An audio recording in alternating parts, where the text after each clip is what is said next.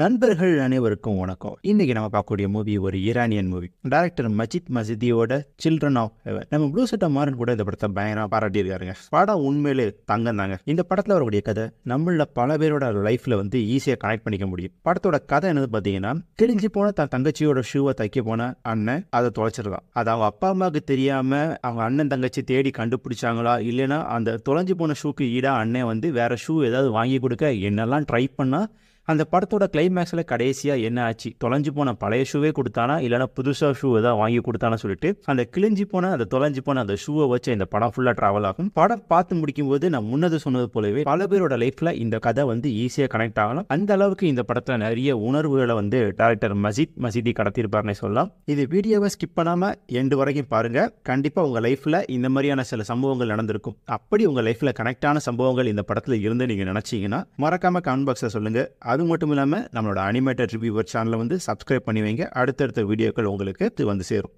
இப்போ நம்ம படத்தை பார்க்கலாம். படத்தோட ஸ்டார்டிங்கில் அலிங்கிற சின்ன பையன் தங்கச்சியோட கிழிஞ்சி போன ஷூ எடுத்து ஒரு ஷூ ரிப்பேர் பண்ணக்கூடிய கடையில் கொடுத்து தச்சிட்டு இருக்கிறான். ஷூ நல்லா தச்சு ரிப்பேர் பண்ண உடனே அந்த ஷூவை வாங்கிட்டு ஒரு கவரில் போட்டு நல்லா பொதிஞ்சு எடுத்துகிட்டு போகிறான். போகிற வழியில் அவங்க அம்மா சில பொருட்கள் வாங்கிட்டு சொல்லியிருக்காங்க. அப்படியே போகிற வழியில் வீட்டுக்கு தேவையான கொஞ்சம் ரொட்டி வாங்கிக்கிறான். அது மட்டும் இல்லாமல் இன்னொரு காய்கறி கடையில் போயிட்டு உருளைக்கிழங்கு வேணும்னு சொல்கிறான். ஸோ உருளைக்கிழங்கு வேணா உள்ள எடுத்துக்கோ சொல்லி கடைக்காரர் சொல்லவும் அந்த கடையோட வெளியில் இந்த ஷூ இருந்த கவரையும் ரொட்டி துண்டியும் வெளியில் வச்சுட்டு போகிறான். உள்ள போயிட்டு உருளைக்கிழங்கு பெரிய சைஸில் எடுத்துட்டு இருக்கும்போது, தம்பி நீ பெரிய சைஸில் எடுக்காத, ஆனால் கீழே இருக்கு பேர் அதை எடுத்துக்கோ அப்படி சொல்லுவோம். அந்த சின்ன பையனான அலி உருளைக்கிழங்கு தேடி நல்ல உருளைக்கிழங்கு எடுத்துட்டு இருக்கிறான். அந்த டைம்ல கடைக்கு வெளியில இந்த பழைய பேப்பர்லாம் எடுப்பாங்கல்ல, அதுல ஒருத்தர் கடை ஓனர் கிட்ட நீங்க பெர்மிஷன் கொடுத்தீங்கன்னா நான் இந்த பழைய கவர்லாம் எடுத்துக்கிறேன் அப்படி சொல்லவும், கடைக்காரர் எனக்கு பிரச்சனை ஒன்றும் இல்லை நீங்க எடுத்துக்கங்க சொல்லவும், அவர் பழைய கவர்லாம் கீழே எடுத்துட்டு இருக்கிறாரு. அந்த டைம்ல அலி ஒரு ஷூ சுத்தி வச்சான் பார்த்தீங்களா, ஒரு பழைய கவர், அந்த கவரையும் சேர்த்து எடுத்துட்டு போயிருந்தாரு. இது தெரியாம நம்ம பையன் உள்ள உட்காந்து உருளைக்கிழங்கு எடுத்துட்டு எவ்வளவு ஆச்சு சொல்லி கடைக்கார்ட்ட கேட்கும். கடைக்காரர் சொல்றாரு இது ஒரு 60-65 ரூபா இருக்கும், நீ காசு கொடு அப்படி சொல்லவும், இல்ல அம்மா இது கடன்ல வச்சுக்க சொன்னாங்க,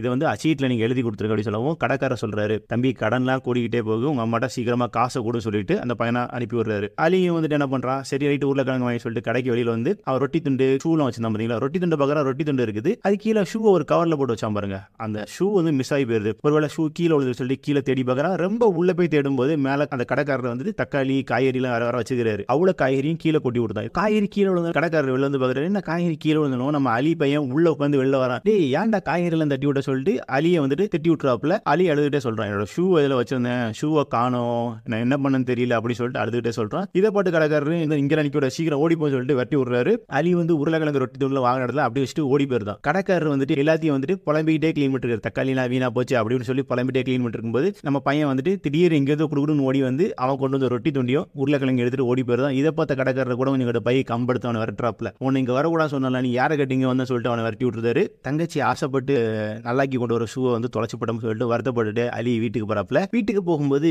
ஹவுஸ் ஓனர் அவங்க அம்மா கிட்ட கத்திட்டு இருக்காப்புல, எவ்வளவு நாள் ஆச்சு நீங்க வாடகை கொடுக்குற மாதிரி தெரியல, சீக்கிரம் வாடகை கொடுக்க சொல்லுங்க, இனிமேல் நான் வெயிட் பண்ண மாட்டேன், 2 நாள் கழிச்சு வருவேன், என் கையில ஒட்டுமொத்த வாடகை இருக்குன்னு சொல்லிட்டு வீட்டுக்காரர் கத்திட்டு போயிருந்தாரு. அலிக்கு என்ன பண்ண தெரியல, அந்த கையில வாங்கின ரொட்டி துண்டியும் உருளைக்கிழங்கு வீட்டுல கொண்டு கொடுக்குறாப்புல. அவங்க அம்மா சொல்றாங்க அலி கிட்ட உன் தங்கச்சிட்ட சொல்லி உருளைக்கிழங்கு உரிக்க சொல்றாப்புல. அவனும் உள்ள போயிட்டு ரொட்டி துண்டி வச்சுட்டு உருளைக்கிழங்கு அவன் கையில கொடுக்குறான். உருளைக்கிழங்கு தங்கச்சி கையில கொடுக்கும்போது தங்கச்சி ஆசையா கேட்கிறாப்புல, அண்ணா என்னோட ஷூ நீ நல்லா கிட்டியா ரெடி ஆயிடுச்சான்னு கேட்கவும், அலியும் ஷூ தச்சாச்சு நல்லா தான் இருக்கு அப்படி சொல்றான். என்னோட ஷூ எங்க, எனக்கு நாளைக்கு ஸ்கூலுக்கு போட்டு போகணும்னு சொல்லிட்டு அந்த புள்ள கேட்கவும், இவன் நீ அம்மா கிட்ட சொல்லாத, நான் ஷூவை தொலைச்சிட்டேன், ஷூவை நான் தச்சிட்டேன், எல்லாமே பண்ணிட்டேன், ஆனால் கொண்டு வரும்போது கடைக்கு வெளியில் அந்த ஷூ தொலைஞ்சு போச்சு, அம்மா கிட்ட சொன்னீங்கன்னா அம்மா நம்ம ரெண்டேத்தையும் அடிப்பாப்புல, நீ அப்பா கிட்ட சொன்னேன்னா அப்பா புது ஷூ வாங்கி தரத்துக்கான வசதி கிடையாது, நான் எப்படியும் உனக்காக அந்த ஷூவை மறுபடியும் கண்டுபிடிச்சி எடுத்துட்டு வந்து சொல்லிட்டு இந்த பையன் தங்கச்சிக்கு ப்ராமிஸ் பண்ணிட்டு வெளியில போறான். இந்த அண்ணன் தங்கச்சி 2 பேருக்குள்ள நடக்கிற சின்ன கன்வர்சேஷன்ல பார்க்கும்போது அப்படியே நெகிழ்ந்து போக மாதிரி இருக்குங்க. 2 பேரும் கண்ணில் கண்ணீரோட அந்த விஷயத்தை மாறி மாறி சொல்லிப்பாங்க. ஸோ இதெல்லாம் நம்ம இந்த வீடியோட கடைசி நிறைய பேசலாம். அந்த பையன்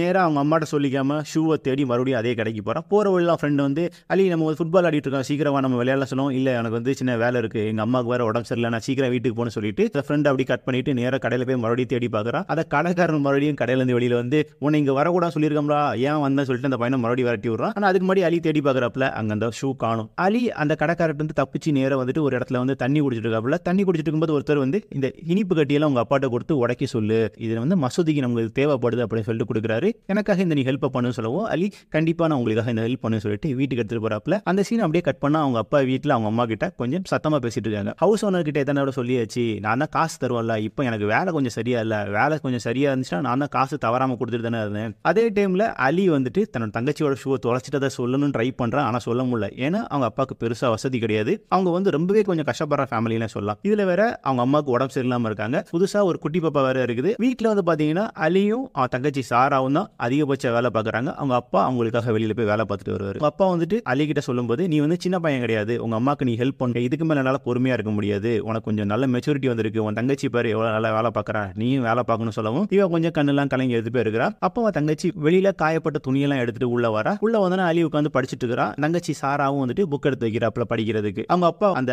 மசூதியில இருந்து கொடுக்கப்பட்ட அந்த சீனி துண்டெல்லாம் சின்ன சின்னதா உடச்சிக்கிட்டே பேசிக்கிட்டே இருக்கிறாரு. சாரா வந்துட்டு, அண்ணா எனக்கு வந்து நாளைக்கு ஸ்கூலுக்கு போகணும், எனக்கு வந்து ஷூ அணி தொலைச்சிட்டா, நான் என்ன பண்றதுன்னு சொல்லிட்டு ஒரு நோட்ல எழுதி அலி கிட்ட கொடுக்குறாப்புல. அலி, நீ அப்பா கிட்ட சொல்லாத, என்னோட ஷூ அணி வந்து யூஸ் பண்ணிக்க சொல்லிட்டு அந்த நோட்ல மறுபடியும் எழுதி கொடுக்குறாப்புல. இதை பார்த்து சாரா வந்துட்டு, உன்னோடது வந்துட்டு பாய்ஸ் போடுற ஸ்னீக்கர்ஸ் மாதிரி இருக்கு, இது எப்படி எனக்கு வந்து சரியா இருக்கும், அது இல்லாம அது பெருசா இருக்கும் சொல்லவும், இல்ல நீ அதை போட்டுக்க சொல்றாப்புல. அப்ப நீ என்ன பண்ணுவேன்னு சொல்லிட்டு கேட்கவும், நீ ஸ்கூல்ல இருந்து வந்த உடனே அந்த ஷூவை நான் போட்டு போறேன், நீ எப்போ ஸ்கூல்ல இருந்து வர சொல்லி எழுதி கேட்கும்போது சாரா வந்து எதுவுமே எழுதாம சும்மா இருக்கிறா. அந்த சின்ன பென்சில் வந்து கொஞ்சம் சின்ன காண்டா இருக்குது. அப்போ அலி தாங்கிட்ட இருக்க பெரிய பென்சிலை கொடுத்து, இந்த பென்சிலை நீயே வச்சுக்கோ அப்படின்னு சொல்றான்.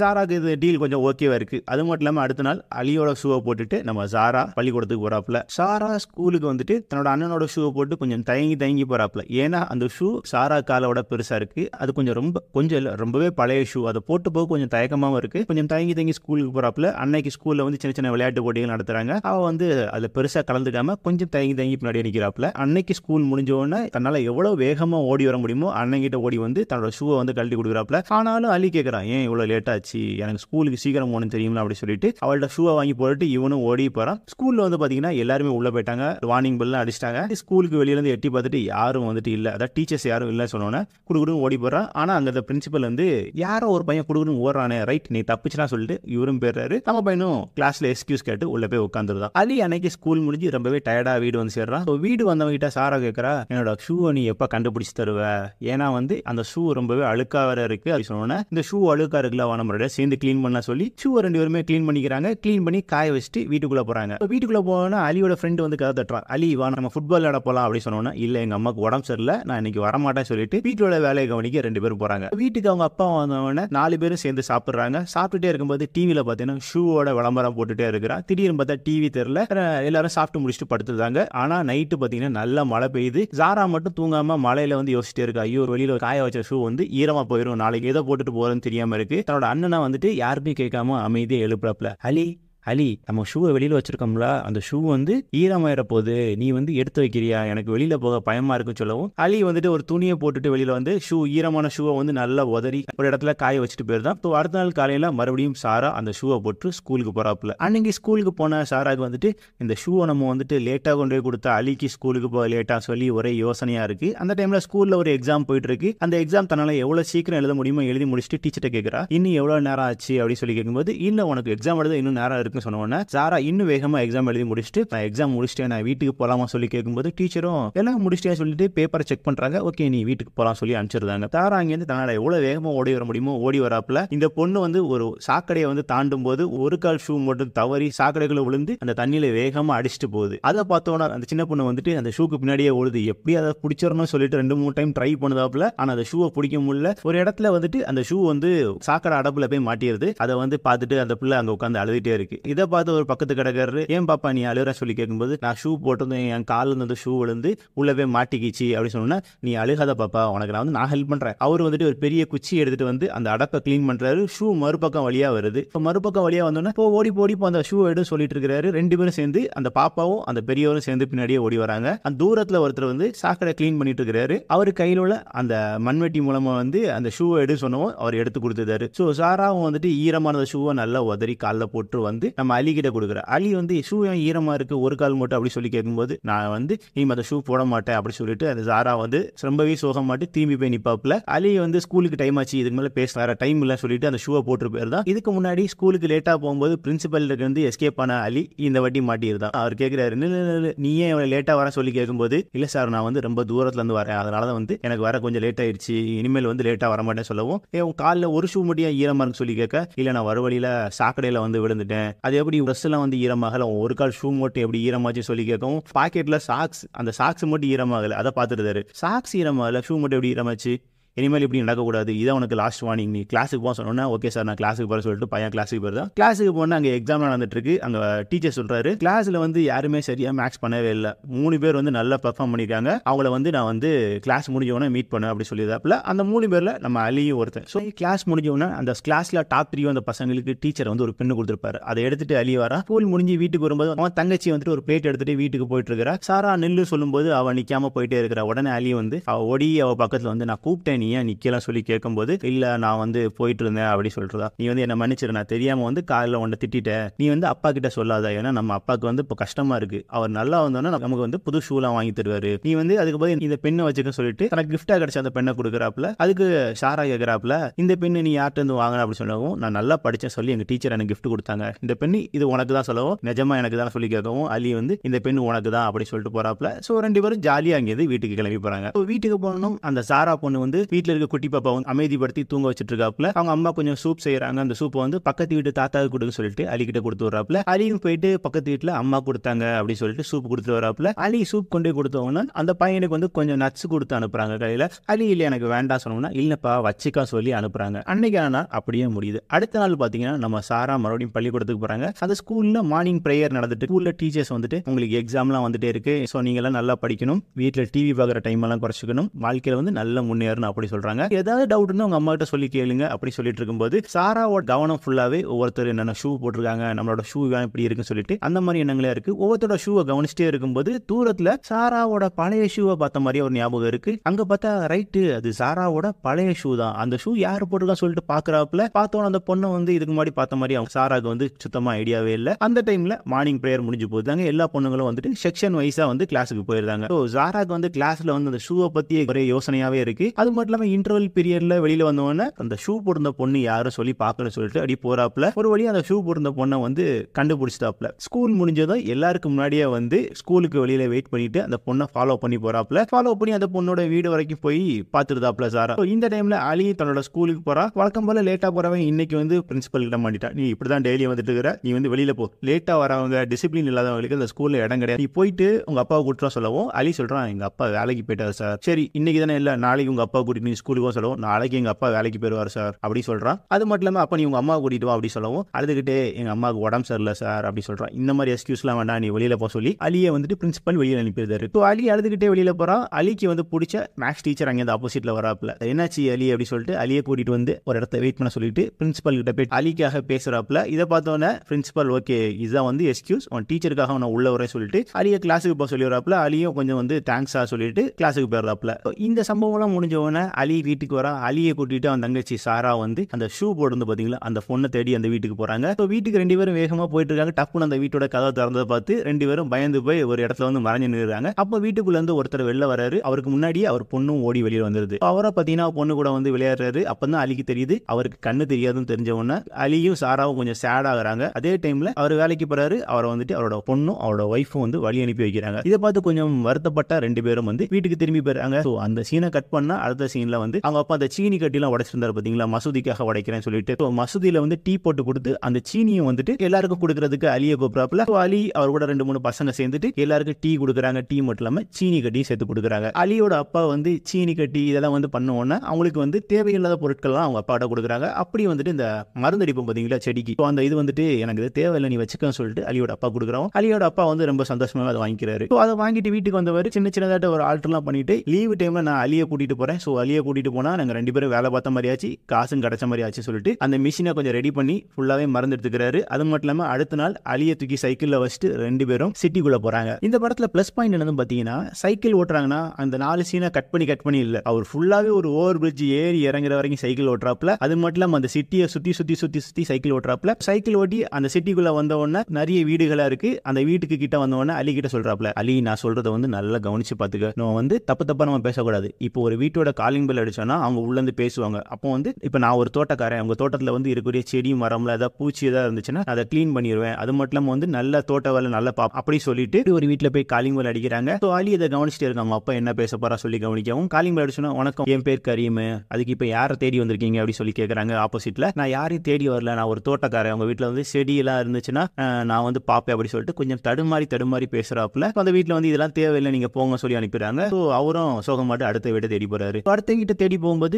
உங்களுக்கு யார் வேணும் என்ன வேணும் சொல்லி அடுக்கடுக்கா கேட்கறாப்புல. இதை பார்த்து அலி வந்துட்டு, இல்ல நாங்க வந்து கார்டன் வேலை பார்ப்போம், அது மட்டும் இல்லாமல் உங்க வீட்டில் செடியெல்லாம் இருந்தால் அதை பராமரிப்போம், மரம்லாம் வந்து அதுல ஏதாவது பூச்சி இருக்கான்னு சொல்லி நாங்க கிளீன் பண்ணுவோம். இதை பார்த்து அவங்க அப்பாவுக்கு கொஞ்சம் சந்தோஷம். ஓகே, நம்ம பையன் வந்து கொஞ்சம் அழகா தெளிவா பேசுறான், எந்த ஒரு சிரமம் இல்லாம பேசுறான் சொல்லுவோம்னா, ரெண்டு பேரும் ஆளுக்கு ஒவ்வொரு வீட்டில் வந்து மாறி மாறி கேட்கறாங்க. இப்படி நிறைய வீட்டில் கேட்டு பார்க்கறப்பல யாருமே எங்களுக்கு கார்டனர்லாம் தேவையில்லை, நீங்க வந்து போயிடுங்க அப்படின்னு சொல்லி அனுப்பிச்சிடுறாங்க. சில வீட்டில் வந்து நாயெல்லாம் பார்த்து பயந்து செதறி போய் ஓடி வராங்க. அந்த இடத்துல கொஞ்சம் சிரிப்பு வந்தாலும் அவளோட வலி வந்து நம்மளுக்கு கண்டிப்பா கடத்தப்படுதுன்னே சொல்லலாம். அது மட்டும் இல்லாம ரெண்டு பேருமே வந்துட்டு ஒரு கட்டத்துல வந்து அவங்க ரெண்டு பேருமே ரொம்பவே டயர்டாகி தளர்ந்து போய் ஒரு பிளாட்ஃபார்ம்ல உட்காடுறாங்க. அப்போ ஒரு வீட்டு பக்கத்துல ஒரு பைப் இருக்கு, அந்த பைப் பார்த்தோன்னா அலிக்கு வந்து தண்ணி தாகமா இருக்குன்னு சொல்லிட்டு தண்ணி குடிக்க போறான். அவங்க அப்பா கூப்பிட்றா, அப்பா உங்களுக்கு தண்ணி வேணா என் கூட வாங்க தண்ணி குடிக்க போலாம் சொன்னோன்னா, இல்ல அலி எனக்கு வேண்டாம், நீ வேணா குடிச்சிட்டு வா சொல்றாப்புல. அப்போ அந்த வீட்டு பக்கத்துல ஒரு காலிங் பெல்ல வந்து ஆப்போசிட்ல ஒரு பையன், சின்ன பையன் வந்துட்டு, யாரு இருக்காங்க என் கூட யாராவது பேசுங்க அப்படி சொல்லிட்டு இருக்கான். உடனே இந்த பையன் வந்து, என் பேர் அலி, உன் பேர் என்ன சொல்லி கேட்கவும், என் பேர் தான் அலி, நீ எதுக்கு அங்க இருக்க சொல்லிட்டு அந்த பையன் கேட்கறான். நீ வந்து என் கூட விளையாட வரியா சொல்லி கேட்கறான். இதை பார்த்து அலி வந்து, இல்ல நான் எங்க அப்பா கூட வந்திருக்கேன், நான் வந்து கார்டன் வேலை பார்க்குறேன், உங்க வீட்டில் உங்க அப்பா அம்மா யாரா இருந்தா கேளு சொல்லவும், எங்க வீட்டில் அப்பா அம்மாலாம் இல்லை சொல்றான். அப்போ உங்க வீட்டில் யாரு பெரியவங்க இருக்கான்னு சொல்லி கேட்கறான். இங்க இருந்து நம்ம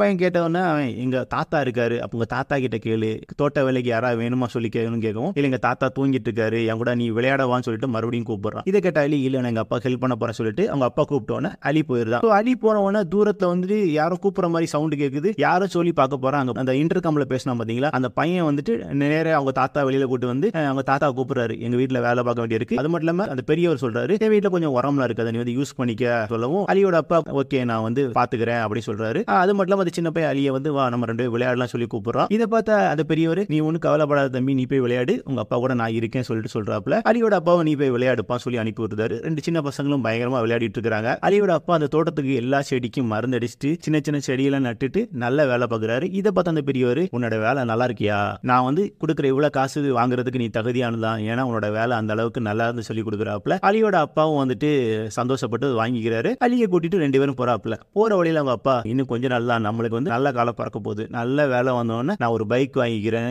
வீட்டுக்கு ஒரு நல்ல ஃப்ரிட்ஜ் வாங்குவோம், இதை விட பெரிய வீட்டுக்கு நம்ம வந்து வாடகைக்கு போகலாம் அப்படி சொல்லிட்டு இருக்கும்போது, இதெல்லாம் கேட்டிருந்த அலி, இல்ல ஒரு ஷூ வாங்கி கொடுங்க, ரெண்டு பேருக்கு நான் ஷூ வாங்கி தரேன், இல்ல முதல்ல வந்து தங்கச்சிக்கு வாங்கி கொடுங்க சொல்லிட்டு அலி சொல்றான். அதை பார்த்து அவங்க அப்பா வந்துட்டு சந்தோஷமா வந்துட்டு இருக்காரு. போகும்போது சைக்கிள்ல பிரேக் பிடிக்காம போயிருது. அந்த டைம்ல வந்து பாத்தீங்கன்னா ஒரு பெரிய இறக்கத்துல வண்டி வந்துட்டு இருக்காரு. அலி பிரேக் பிடிக்கல, எதையோ டைட்டா பிடிச்சுக்கோ அப்படி சொல்றாப்புல. இதை பார்த்த அலியும் அவங்க அப்பாவும் சத்தம் போட்டுக்கிட்டே போறாங்க. ஒரு பெரிய மதில்ல இடிச்சு ரெண்டு பேருமே கீழே வந்து செம வாங்குறாங்க. அந்த சைக்கிள் டயர்லாம் பயங்கரமா நெளிஞ்சு போயிருது, ரெண்டு பேருக்கும் பயங்கரமா அடிபட்டுருது. இந்த டயர்ல வந்து அலி உறங்கி போயிருந்தான். ஒரு பிக்கப் ட்ரக்ல வந்து சைக்கிள்லாம் ஏற்றி போட்டு இவங்க ரெண்டு பேரும் மேலே ஏறி வீடு வந்து சேர்றாங்க. அடுத்த நாள் ஸ்கூல் முடிஞ்சு சாரா வீட்டுக்கு வரக்கூடிய வேகத்தில் வந்து பேக்ல இருந்து அந்த பெண்ணு கீழே விழுந்துருது. அந்த பெண்ணு கீழே விழுந்தவொடனே அந்த சாராவோட பழைய ஷூ போடுச்சு பார்த்தீங்களா ஒரு பொண்ணு, அந்த பொண்ணு அந்த பெண்ணை எடுத்துட்டு அந்த சாராவை கூப்பிடுறாப்புல. சாரா வந்து அதை கவனிக்காம வீட்டுக்கு வந்துருந்தாப்புல. அந்த பொண்ணு அந்த பேனாவை வந்து பார்த்துட்டு எடுத்துட்டு போயிருது. அதுக்கு அடுத்த நாள் அந்த பொண்ணு வந்துட்டு, நேற்று உன்னோட பேனாவை வந்துட்டு நீ கீழே விட்டுட்டு போயிட்ட, இதோ உன்னோட பெண்ணு அப்படி சொல்லிட்டு கொடுக்குறாப்புல. அந்த பெண்ணை பார்த்தோன்னா சாரா ஒரு நிமிஷம் யோசிச்சுக்கிட்டு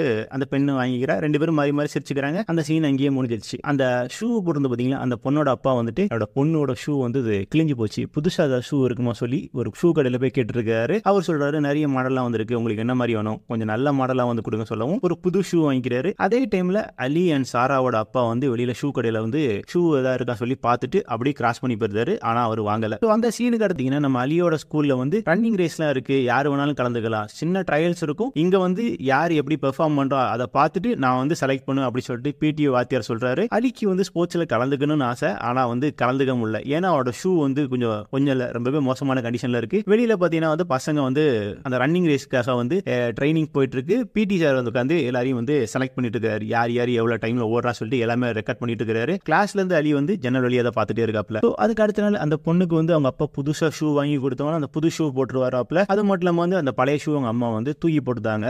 புது ஷூ போட்டு நேரா வந்து சாரா கிட்ட வரும்போது, எங்க அப்பா எனக்கு புது ஷூ வாங்கி கொடுத்துருக்காரு, அது மட்டும் இல்லாம நான் வந்து படிக்கும்போது ஏதாவது நிறைய மார்க்ஸ் ஏதாவது எடுத்தேன்னா எங்க அப்பா இதே மாதிரி எனக்கு புதுசா ஏதாவது வாங்கி தருவார் சொல்லிட்டு வராப்ல. இதை பார்த்து சாரா வந்து பழைய ஷூவை நீங்க ஏன் தூக்கி போட்டீங்க அப்படி சொல்லிட்டு எதுவும் சொல்லாம அப்படி போயிருந்தாப்ல. அதே டைம்ல அலியோட ஸ்கூல்ல வந்து வந்து அந்த ரன்னிங் ரேஸ்க்காக நிறைய பசங்களை வந்து செலக்ட் பண்றாங்க. செலக்ட் பண்ணி நோட்டீஸ் போர்டில் ஒட்டுறாப்ல. பசங்க எல்லாருமே அந்த நோட்டீஸ் போர்டில் இருக்கிறத பார்த்துட்டு இருக்காங்க. அலியும் வந்து அந்த நோட்டீஸ் போர்டில் என்ன இருக்கு, யாரெல்லாம் செலக்ட் ஆகுதுன்னு சொல்லி பார்க்கும்போது அந்த பிரைஸ் லிஸ்ட் இருக்கு. அதாவது அந்த ரன்னிங் ரேஸ்ல நீங்க ஜெயிச்சீங்கன்னா ஃபர்ஸ்ட் வரக்கூடிய ஆளுக்கு வந்து 2 வாரத்துக்கு வந்து ஹாலிடே கேம்ப் இருக்கும். அப்புறம் ஸ்கூலுக்கு தேவையான பொருட்கள்லாம் கொடுப்போம். 2வது வரக்கூடிய ஆளுக்கு அதே 2 வாரத்துக்கு ஹாலிடே கேம்ப், ஸ்கூலுக்கு தேவையான சில பொருட்கள் மட்டும் கொடுப்போம். 3வது இடத்துல வரக்கூடிய ஆளுக்கு வந்து ஒரு செட் ஷூ கொடுப்போம், அதாவது ஸ்னீக்கர்ஸ் கொடுப்போம் சொல்லி கொடுத்துருக்காங்க. இதை பார்த்து அலிக்கு வந்துட்டு எப்படியே நம்ம அந்த ரேஸ்ல வந்து கலந்துக்குன்னு சொல்லிட்டு பிடி சாரா பார்க்க போறான். பிடி சார், நீ என்னப்பா ஒரு நாள் போமால இருந்தியா, ஏன் நேரமே வர மாட்டி அப்படி சொல்லி கேட்கறாப்ல. இல்ல சார் நான் நல்லா ஓடுவேன் சார் அப்படி சொல்லிட்டு அந்த இடத்துல அடம் பிடிச்சிட்டு நிற்கிறான். உனக்கு சொன்னா புரியாதா, இந்த வாட்டி தான் மிஸ் பண்ணிட்டேன், அடுத்த வாட்டி மிஸ் பண்ணாம சீக்கிரமா வந்தேன்னா அடுத்த ரேஸ்ல வந்து ஒன்று எடுத்துக்கலாம். ஒரு ஸ்கூல்ல இருந்து 4 பேர் 5 பேர் தான் செலக்ட் பண்ண முடியும், சும்மா எல்லாத்தையும் நான் கூட்டு போக முடியாது சொல்லிட்டு நல்லா திட்டுறாப்ல. அதை பார்த்து அலி வந்துட்டு சார் நான் நல்லா ஓடுவேன் சார், என்ன நம்புங்க சார், நான் கண்டிப்பா ஜெயிப்பேன் சொல்லிட்டு அழுகுறான். அலி அழதை பார்த்து பிடி சாருக்கு வந்துட்டு என்ன பண்றது, இவனை ஒன்றும் பண்ண முடியல சொல்லிட்டு அலியை ஓட விடுறாப்ல. அலியும் பயங்கரமா ஓடி காட்டுறான். இதை பார்த்தோன்னா ஓகே நீ செலக்ட் ஆயிட்டா சொல்லிட்டு சொல்றாப்ல. இந்த விஷயத்தை எப்படியா என் தங்கச்சிட்ட சொல்லியான்னு சொல்லிட்டு ரொம்ப சந்தோஷத்தோடி அங்கேருந்து ஓடி வராப்ல. அலி ஓடி வந்துட்டு தங்கச்சிட்ட வந்து நான் உனக்கு ஒரு நல்ல விஷயம் சொல்ல போறேன், இப்படி ஒரு ரன்னிங் ரேஸ் இருக்கு, அந்த ரன்னிங் ரேஸ்ல நான் செலக்ட் பண்ணிருக்காங்க, இந்த ரன்னிங் ரேஸ்ல நான் தேர்ட் வந்தேன்னா அதுல வந்துட்டு ஒரு ஸ்னீக்கர்ஸ் கொடுப்பாங்க, ஒருவேளை நீ தேர்டு வரலன்னு என்ன பண்றது, கண்டிப்பா நான் தேர்டு வருவேன், தேர்டு வந்து அதுல வந்து ஸ்னீக்கர்ஸ் வாங்குவேன், பிரைஸ் வாங்கி உனக்கு தருவேன் அப்படி சொல்றாப்ல. அது பாத்தீங்கன்னா அது பாய்ஸ் படக்கூடிய ஷூ தானே, எனக்கு வந்து எப்படி இருக்கும், நம்ம வந்து மாத்தி கூட கேட்டுக்கலாம் அப்படி சொல்லிட்டு அலி கன்வின்ஸ் பண்றாப்ல. தங்கச்சியும் பயங்கர ஹாப்பியா ஏறுதாப்ல. சோ தங்கச்சிட்ட இந்த விஷயம் சொல்லி முடிச்சவன வந்து அடுத்த நாள் அந்த ஸ்போர்ட்ஸ் ஈவெண்ட்டுக்கு ஸ்கூல்ல இருந்து கூட்டு போறாங்க. இவனோட ஸ்கூல்ல கடைசியா போகணும்னு சொல்லலாம். அதாவது ஒரு பிக்கப் ட்ரக் மாதிரி இருக்கு. அந்த பிக்கப் ட்ரக்ல ஒரு 4-5 பசங்களை பின்னாடி ஏற்றிக்கிட்ட ஸ்கூல்ல வந்து பிடி சாரும் பிரின்சிபலுமே இறங்குறாப்ல. அது மட்டும் இல்லாம அங்க போன பசங்களுக்கு வந்து ஜெர்சி கொடுக்குறாப்ல. எல்லாரும் உங்களோட சட்டை கழுத்திக்கோங்க, இந்த ஜெர்சி போட்டுக்காங்க, சீக்கிரம் வந்து ரெடி ஆயிருங்க, ஈவன் வந்து சீக்கிரம் தொடங்கிடுவாங்க. ஸோ எல்லாருமே சீக்கிரமா ட்ரெஸ் மாத்திருங்க சொல்றாங்க. பசங்க எல்லாம் ரெடி ஆனவனா அந்த ஈவன் ஆர்கனைசர் சொல்றாங்க, பசங்களா 4 கிலோமீட்டர் ரேஸ் இது, இந்த ஏரியோட இந்த கரையில இருந்து அந்த கரை வரைக்கும் போகணும். ஸோ யாருமே வந்து ஒருத்தர் இடிச்சுக்காதீங்க, முட்டிக்காதீங்க, கீழே யாரையும் தள்ளி விட்டுறாதீங்க. இந்த ஈவென்ட்ல நீங்க வந்து பார்ட்டிசிபேட் பண்றதே பெரிய விஷயம், ஜெயிக்கிறது தோக்குறதுலாம் ரெண்டாவது சொல்லிட்டு அந்த ரேஸ் ஆரம்பிக்கிறாப்ல. இந்த படத்தை நான் முன்னாடி சொன்ன போலவே சைக்கிள் ஓட்டம்னா ஒரு பாலத்தை ஒட்டுமொத்த பாலத்தை எப்படி டைரக்டர் கடத்தினாரோ, அந்த ஷூ தைக்கும் போது ஒட்டுமொத்த ஷூ எப்படி தைக்க விட்டாரோ, இந்த ரேஸ்லயும் அந்த பையனை வந்து கிட்டத்தட்ட 4 கிலோமீட்டர் ஓட விட்டுருப்பாருன்னு நினைக்கிறேன். ஏன்னா வந்து இந்த ரன்னிங் ரேஸ் பார்க்கும்போது நமக்கு தெரியுது அலி வந்து ஸ்டார்டிங்ல இருந்து எண்ட் வரைக்கும் இந்த 3வது பிளேஸ்ல எப்படியா வந்தாங்கன்னு சொல்லிட்டு போறான். ஒரு கட்டத்தில் நம்ம ஆள் வந்து மொத இடத்துக்கு வந்துருதா. மொத இடத்துக்கு வந்தா வந்து 2 வாரத்துக்கு ஹாலிடே கேம்ப் கிடைக்கும், ஸ்கூல் சப்ளைஸ்லாம் கிடைக்கும். இதெல்லாம் மனசுல இல்லை, என் தங்கச்சிக்கு நான் ஷூ வாங்கி கொடுக்கணும், அந்த ஷூ வந்து ஜெயிக்கணும், அதுதான் அலியோட மனசுல இருந்துச்சு. அந்த 2 இடத்த வந்து எப்படியா ஒருத்தனை கொடுக்கணும்னு சொல்லிட்டு ஒரு 2 பேர் வந்து முன்னாடி போயிடுறாங்க. ஸோ அவங்கள போனோம்னா அலி தேர்டு போயிட்டு இருக்கிறான். போற வழியில அலி வந்து தேர்டு போயிட்டு இருக்கக்கூடிய இடத்துல 4வது ஒரு விஷப்பொடியா வரான். அவன் என்ன பண்ணிருந்தான், அலியை பிடிச்சி கீழே இழுத்து போட்டுதான். ஸோ அலி கீழே விழுந்தவொடனே எப்படியாவது வந்து இந்த ரேஸ்ல ஜெயிச்சாகணுங்கிற ஒரு வெறி வருது. அந்த வெறியில வந்துட்டு அலி மறுபடியும் எந்திரிச்சு ஓட ஆரம்பிக்கிறான். ஓடும்போது அந்த ரேஸோட கடைசி 70 மீட்டர் வந்திருந்தாங்க. ஸோ எல்லாருமே 2 பக்கம் இருந்துட்டு இருக்காங்க. அலி அது மட்டும் இல்லாம எல்லா பசங்களும் பயங்கர வேகமா வெறியோடி ஓடிட்டு இருக்காங்க. சைட்ல வந்து அலியோட ஸ்கூல் பிடில வந்து அலி சீக்கிரம் ஓடி ஜெயிச்சிரு சொல்லிட்டு என்கரேஜ் பண்ணிட்டே வராங்க. அந்த இடத்துல வந்து வரும்போது அலி வந்து ஃபர்ஸ்ட் வந்து சேர்ந்தது அந்த ரேஸ்ல. அலி அந்த ரேஸை கம்ப்ளீட் பண்ணுவோம்னா பின்னாடி நிறைய பசங்களும் வந்து சேர்றாங்க. ரேஸ் வந்து கிட்டத்தட்ட ஒரு 3-4 கிலோமீட்டர் ஓடனா டயர்ட் ஆகி சின்ன பசங்க விழுந்துருவாங்க. ஒவ்வொருத்தரா வந்து பொதுன்னு விழுகுறாங்க. எல்லாருமே தூக்கி வந்து தண்ணி கொடுக்குறாங்க, ஷூவை கழட்டி விட்டு காலை தேய்ச்சி விடுறாங்க. அலியை தூக்கி பிடிக்கும்போது அலி கேட்கறான், நான் அந்த ரேஸ்ல எப்படின்னு தேர்டு வந்துட்டேன்னா சொல்லி கேட்கறான். ஆனா ஸ்கூல் பிடியும் பிரின்சிபலும் சொல்றாப்ல, நீ தேர்டா, நீ ஃபர்ஸ்ட் வந்துட்டடா, ஸ்கூலுக்கு பெருமை சேர்த்துட அப்படின்னு சொல்லிட்டு அலியை தூக்கி கொண்டாடுறாப்ல. ஆனா அலிக்கு மனசே இல்லை, ஐயோ நான் தேர்டு வரணும்னு நினைச்சேன், எனக்கு வந்து ஸ்னீக்கர்ஸ் கிடைக்காதா போவோம் அப்படின்னு சொல்லிட்டு ரொம்ப வருத்தமா இருக்கிறான். அந்த ஃபர்ஸ்ட் பிரைஸ் வாங்கும்போது மாறி போட்டோ எடுத்துக்கிறாங்க. ஆனா அலி மட்டும் தலையை குனிஞ்சே நிற்கிறான். கடைசி சொல்றாப்ல, அலி நீ மட்டும் தனியா இரு, உன ஒரு போட்டோ எடுக்கணும்னு சொல்லிட்டு தலையை நிமிர சொல்றாப்ல. தலையை நிமிர்ந்து பார்க்கும்போது அவன் தேர்ட் பிரைஸ் அந்த ஷூ வாங்க அந்த வருத்தம் வந்து கண்ணீர் மூலமா வெளியில வந்துட்டே இருக்குது. முகத்தை ரொம்பவே சோகமா வச்சுட்டு அந்த போட்டோக்கு போஸ் கொடுக்குறான். ரொம்பவே சோகமாட்ட வீடு வந்து சேர்றான். அவன் அலி வீட்டுக்கு வரக்கூடிய கேப்ல அவங்க அப்பா வந்து ஷூ கடையில போய் ஷூ வாங்கிட்டு வராப்புல. அது மட்டும் இல்லாம வீட்டுக்கு தேவையான எல்லா சாமானும் வாங்கிட்டு வராரு. ஆனா இந்த விஷயம் அலிக்கு தெரியாது, அலியோட தங்கச்சிக்கு தெரியாது, வீட்டுல யாருக்குமே தெரியாதுன்னு சொன்னான். அந்த சீன் கட் பண்ணோட அலி நேரே வீட்டுக்கு வரான். வீட்டுக்கு வந்த பார்த்தோன்னா அவன் தங்கச்சி வந்து அவனை வந்து சந்தோஷமா பாக்குறா. பார்த்துட்டு அப்படியே அவன் காலை பார்க்கும்போது அதே பழைய கிழிஞ்சி போன ஷூ தான் அவங்க அண்ணன் போட்டுக்கிறான். இதை பார்த்தோன்னா 2 பேருமே வருத்தமா இருக்கிறாங்க. அலிக்கு வந்து சாராவோட ஃபேஸை பார்க்க முடியாம தலை குனிஞ்சே நிக்கிறான். அந்த டைம்ல வீட்டுக்குள்ள சின்ன குழந்தை அழுகிற சத்தம் கேக்குது. சாரா தன்னோட வழக்கம் போல வேலையை பார்க்கறதுக்காக கிளம்பி போயிருந்தா. அலியும் வந்துட்டு இதுக்கு மேல என்ன சொல்லணும்னு தெரியாம அவனோட பழைய ஷூவை தூக்கி போடுறான். அது மொத்தமாவே கிழிஞ்சு போயிருது. அந்த கிழிஞ்சு போன ஷூவை போட்டுட்டு அந்த கிட்டத்தட்ட ஒரு 4 கிலோமீட்டர் மராத்தான்ல ஓடுனது அவனோட காலில் ஃபுல்லாவே புண்ணாக்கி இருக்கு. அந்த புண்ணெல்லாம் பார்த்து வீட்டு பக்கத்துல வந்து ஒரு சின்ன தொட்டி மாதிரி செட் பண்ணிருக்காங்க. அந்த தொட்டிக்குள்ள காலில் விடுறான். அவன் காலில் வந்து ஒவ்வொரு மீனா வந்து கடிக்க ஆரம்பிக்குது. அந்த இடத்துல அப்படியே டைரக்டர் படத்தை முடிக்கிறாரு. அந்த தழும்பெல்லாம் பார்க்கும்போது அந்த ஒரு ஷூ அந்த தங்காச்சிக்கு வாங்கி கொடுத்ததுக்காக அலிப்பட்ட கஷ்டம் தான் நம்ம கண்ணுக்கு தெரியுது. இந்த படத்தோட கதையை நீங்கள் இவ்வளோ நேரம் முழுசாக கேட்டிருப்பீங்க. இதில் சில காட்சிகள் கண்டிப்பாக உங்களோட வாழ்க்கையில் நீங்கள் நடந்திருக்கும். அப்படி நீங்கள் நடந்துச்சுன்னு சொல்லி நினச்ச விஷயங்களை கமெண்ட் பாக்ஸில் மறக்காமல் சொல்லுங்கள். அது மட்டும் இல்லாமல் நம்மளோட சேனலை நீங்கள் மறக்காமல் சப்ஸ்கிரைப் பண்ணி வைங்க. அடுத்தடுத்த படங்கள் போடும்போது எனக்கு இன்னும் கொஞ்சம் உந்துதலாக இருக்கும். ஸோ அடுத்த வீடியோவில் உங்களை பார்க்குறேன். See you soon நண்பர்களே.